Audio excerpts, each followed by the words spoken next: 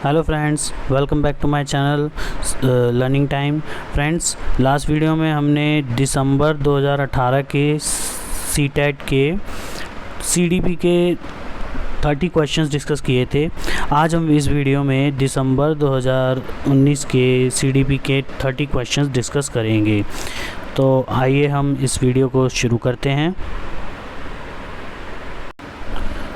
Friends, आज का हमारा पहला क्वेश्चन है, भाषा के अर्जन एवं विकास के लिए सर्वाधिक संवेदनशील अवधि कौन सी है? यानी किस अवधि में बच्चे भाषा का अर्जन एवं विकास सीखते हैं? तो पहला है जन्म पूर्व अवधि, दूसरा प्रारंभिक बाल्यावस्था, तीसरा मध्य बाल्यावस्था या चौथा किशोरावस्था। तो फ्रेंड्स, बच्चे भाषा के लिए संवेदनशील अवधि जो होती है वो होती है अवस्था। Option number 2 is the correct. चलते हैं सेकंड क्वेश्चन की ओर। हमारा आज का दूसरा क्वेश्चन है, निम्नलिखित में से कौन सी लॉरेंस कोलबर्ग के द्वारा प्रस्तावित नैतिक विकास की एक अवस्था है? यानी पहला ऑप्शन है प्रसुप्ति अवस्था, सामाजिक अनुबंध अभिविन्यास, तीसरा मूर्त संक्रियात्मक अवस्था, चौथा उद्योग बनाम अधीनता अवस्था। तो फ्रेंड्स, इसका आंसर होगा सामाजिक अनुबंधन अभिविन्यास, यानी द सोशल कॉन्ट्रैक्ट ओरिएंटेशन। ये लॉरेंस कोहलबर्ग के नैतिक विकास की अवस्था है। चलते हैं हम अपने तीसरे क्वेश्चन की ओर। आज का हमारा तीसरा क्वेश्चन है, कक्षा में परिचर्चा के दौरान एक शिक्षक प्राय लड़कियों की तुलना में लड़कों पर अधिक ध्यान देता है। यह किसका उदाहरण है? तो फ्रेंड्स, इसमें क्या हो रहा है कि एक टीचर है वो लड़कियों से ज़्यादा लड़कों पर ध्यान दे रहा है। तो ये किस चीज़ को बढ़ावा दे रहा है? जेंडर पक्षपात। इसका आंसर नंबर 1 करेक्ट होगा। चलते हैं चौथे क्वेश्चन की ओर। आज का हमारा चौथा क्वेश्चन है, बच्चों में जेंडर रूढ़िवादिता एवं जेंडर भूमिका अनुरूपता को कम करने के लिए निम्नलिखित में से कौन सी पद्धति प्रभावशाली है? यानी उनमें से जेंडर रूढ़िवादिता और जेंडर भूमिका अनुरूपता को कम करना है, तो इसके लिए कौन सी पद्धति सबसे ज़्यादा प्रभावशाली होगी? तो जेंडर पक्षपात के बारे में परिचर्चा करना, जेंडर विशिष्ट भूमिकाओं को महत्व देना, जेंडर पृथक खेल समूह बनाना, जेंडर पृथक खेल की व्यवस्था करना। अब ये जितने भी पृथक आ रहे हैं, ये तो हो नहीं सकते कि भाई उनको लड़कों का अलग कर दिया, लड़कियों का अलग कर दिया, फिर इससे तो हम जेंडर रूढ़िवादिता को बढ़ावा दे रहे हैं। तो इसमें करेक्ट ऑप्शन होना चाहिए जेंडर पक्षपात के बारे में परिचर्चा। यानी कि अगर हम डिस्कशन करेंगे जेंडर बाइस के बारे में, तो एक अच्छी प्रभावशाली पद्धति हो सकती है ये। तो इसका ऑप्शन नंबर 1 करेक्ट है। चलते हैं हमारे पांचवें क्वेश्चन की ओर।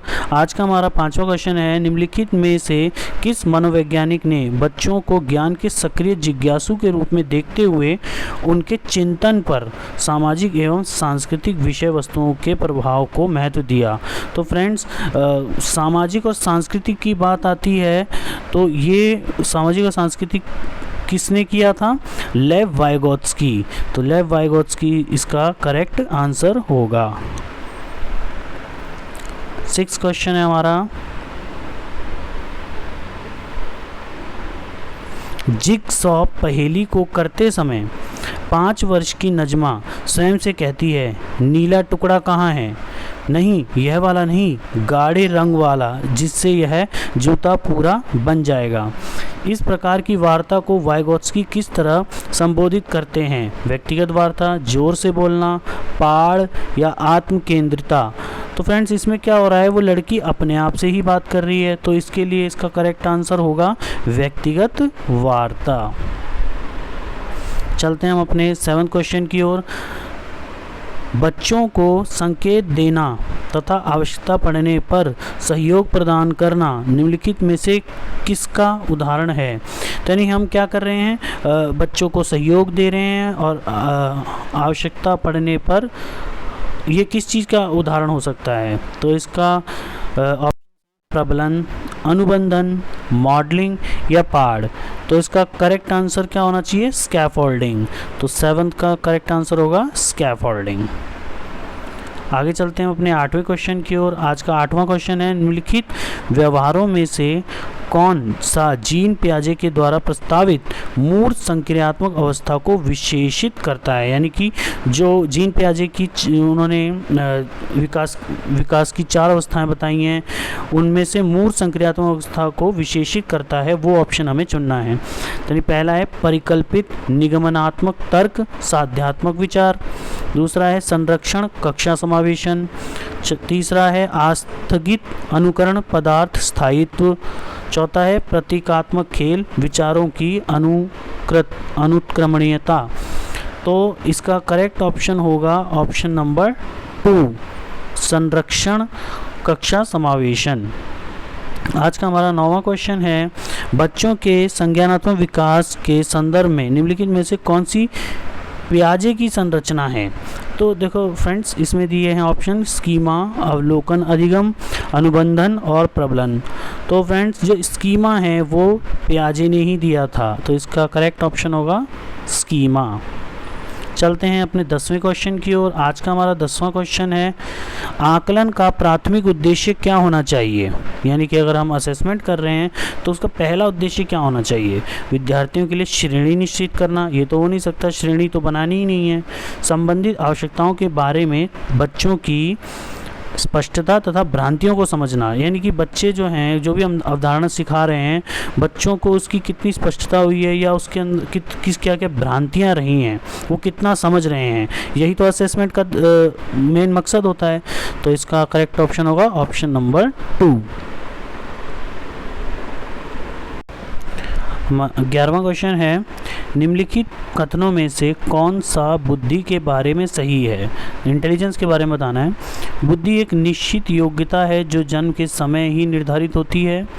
बुद्धि को मानकीकृत परीक्षणों के प्रयोग से सटीक रूप से मापा एवं निर्धारित किया जा सकता है। बुद्धि एक एकात्मक कारक तथा एक एकाकिक विषय है। चौथा, बुद्धि बहुआयामी है तथा जटिल योग्यताओं का समूह है।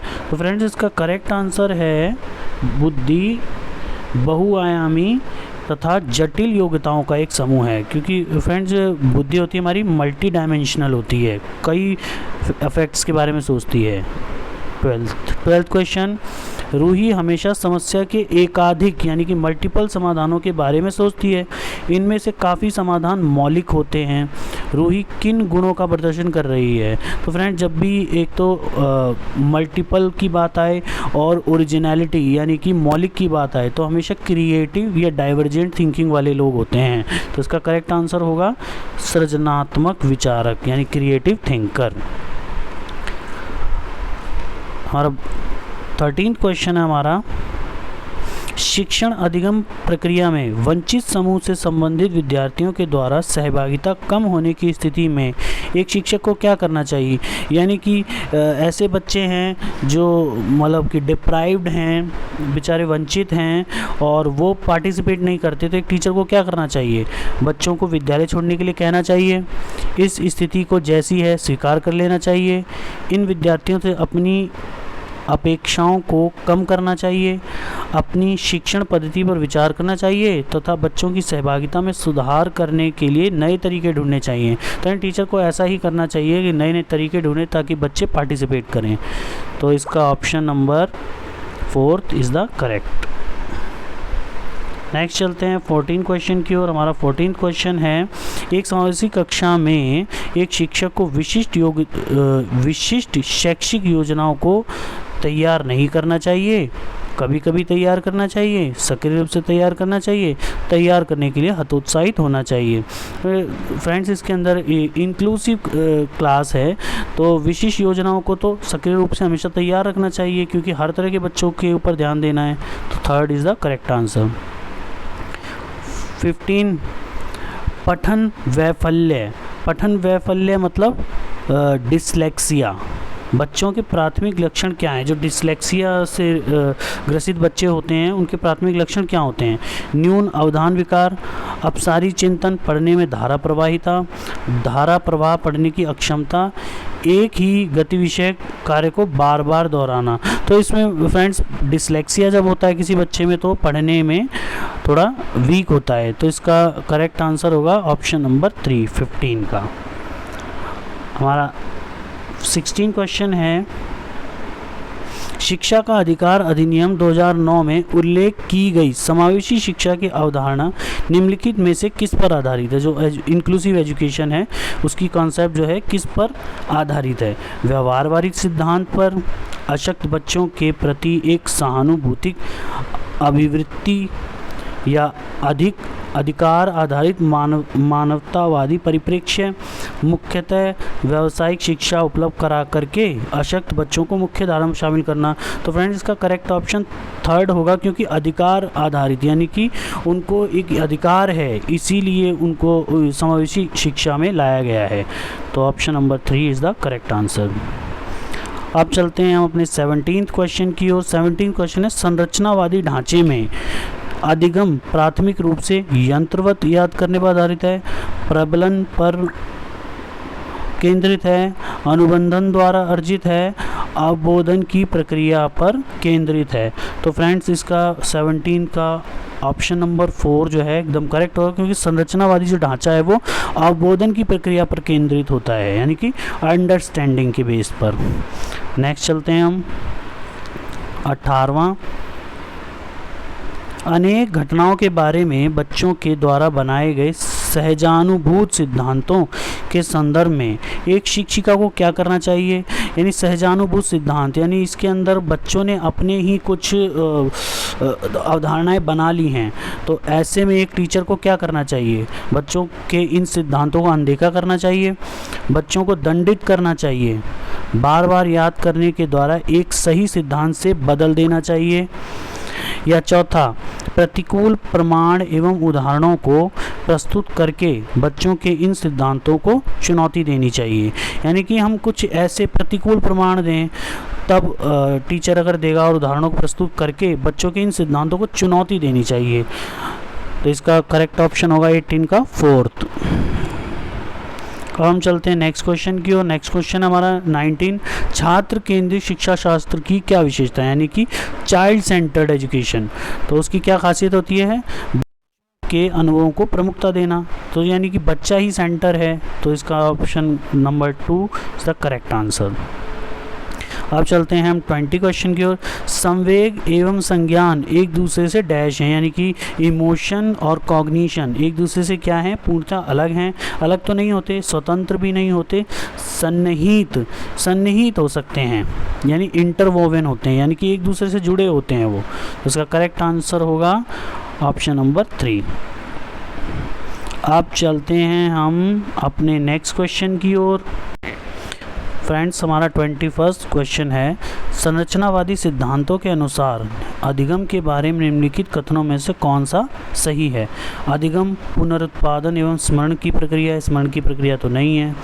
अधिगम यंत्रवत याद करने की प्रक्रिया है, ये भी नहीं है। अधिगम आवर्तीय संबंध के द्वारा व्यवहारों का अनुबंधन है, या चौथा, अधिगम सक्रिय विनियोजन के द्वारा ज्ञान की संरचना की प्रक्रिया। यानी इसके अंदर संरचनावादी का मतलब है बच्चे इन्वॉल्व होने चाहिए एक्टिवली, तो इसका मतलब इसका option number 4 is the correct answer.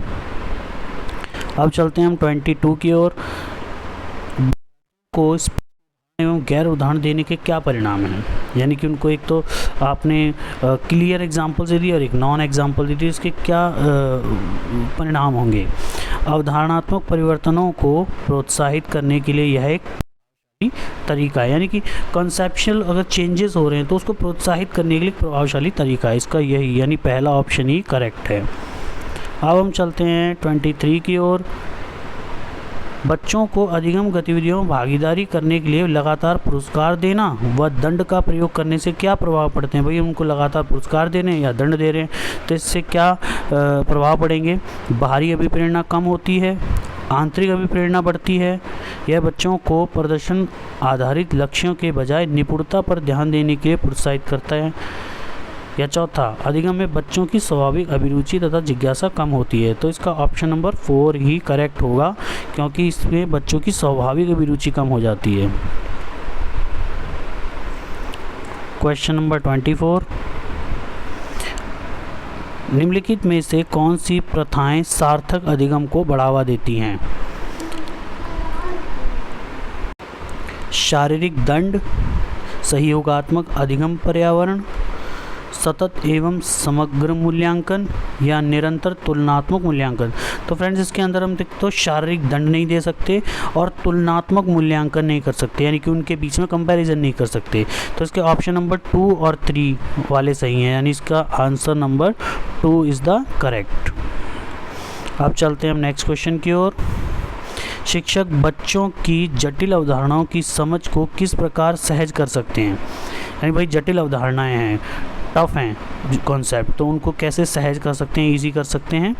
एक व्याख्यान दे करके, प्रतियोगितात्मक अवसरों की व्यवस्था करके, बार बार यांत्रिक अभ्यास के द्वारा, अन्वेषण एवं परिचर्चा के लिए अवसर उपलब्ध कराकर, यानी कि उनको अवसर देने चाहिए।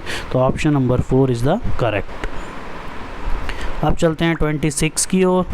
हमारा 26 क्वेश्चन नंबर है, एक प्राथमिक विद्यालय की अध्यापिका बच्चों को एक प्रभावशाली समस्या समाधानकर्ता बनने के लिए किस प्रकार से प्रोत्साहित कर सकती है? प्रत्येक छोटे कार्य के लिए भौतिक पुरस्कार देकर, केवल प्रक्रियात्मक ज्ञान पर बल या महत्व देकर, गलत उत्तरों को अस्वीकार करके एवं दंडित करके, या चौथा बच्चों को सहजानुभूत अनुमान लगाने के लिए प्रोत्साहित करके तथा उसी पर आधारित विचार मंथन करके। तो इसमें प्रोत्साहन की बात आ गई, तो इसका मतलब option number 4 is the correct. अब हम चलते हैं 27 की ओर। 27 है, निम्नलिखित अवधि में से किसमें शारीरिक वृद्धि एवं विकास तीव्र गति से घटित होता है? तो किसमें होता है? शैशवावस्था में प्रारंभिक बाल्यावस्था, प्रारंभिक बाल्यावस्था में मध्य बाल्यावस्था, मध्य बाल्यावस्था में किशोरावस्था, या किशोरावस्था में वयस्कता। तो यानी कि जो शारीरिक वृद्धि और विकास होता है वो शुरू से ही स्टार्ट हो जाता है, तो इसका मतलब इसका ऑप्शन नंबर पहला ठीक होगा, शैशवावस्था एवं प्रारंभिक बाल्यावस्था। क्वेश्चन नंबर 28, निम्नलिखित में से कौन सा विकास का सिद्धांत नहीं है? विकास जीवन पर्यंत होता है, ये तो है। विकास परिवर्त्य होता है, यानी मॉडिफाइबल होता है, ये भी है। विकास आनुवंशिकता में पर्यावरण दोनों के द्वारा प्रभावित होता है, ये भी है। चौथा, विकास सार्वभौमिक है तथा सांस्कृतिक संदर्भ से इसे प्रभावित नहीं करते। तो फ्रेंड्स ये ऑप्शन इसका गलत है, ऑप्शन नंबर 4। क्वेश्चन नंबर 29, व्यक्तिगत विभिन्नताओं का प्राथमिक कारण क्या है? लोगों के द्वारा माता पिता से प्राप्त आनुवंशिक संकेत पद्धति, जन्मजात विशेषताएं, पर्यावरणीय प्रभाव, या आनुवंशिकता एवं पर्यावरण के बीच जटिल पारस्परिक क्रिया। तो फ्रेंड्स जब भी आनुवंशिकता और पर्यावरण के बीच क्रिया की बात आ जाए तो यही इसका आंसर हो जाएगा। अब नेक्स्ट चलते हैं 30 की ओर। 30 हमारा क्वेश्चन नंबर, निम्नलिखित में से कौन सा द्वितीयक समाजीकरण एजेंसी का उदाहरण है? द्वितीयक, परिवार एवं पड़ोस, ये तो पहला हो गया। परिवार एवं मीडिया, विद्यालय एवं मीडिया, तो इसका ऑप्शन नंबर 3 जो है वो करेक्ट होगा, विद्यालय एवं मीडिया। तो फ्रेंड्स ये थे हमारे आज के CDP के 30 क्वेश्चंस। आपको कैसे लगे ये क्वेश्चंस? आपने कितने इनमें से करेक्ट आंसर बताए हमें कमेंट बॉक्स में ज़रूर बताएं। और अभी तक आपने हमारा चैनल सब्सक्राइब नहीं किया है तो इसे ज़रूर सब्सक्राइब कर लें और इस वीडियो को एक लाइक ज़रूर दें। Thank you very much.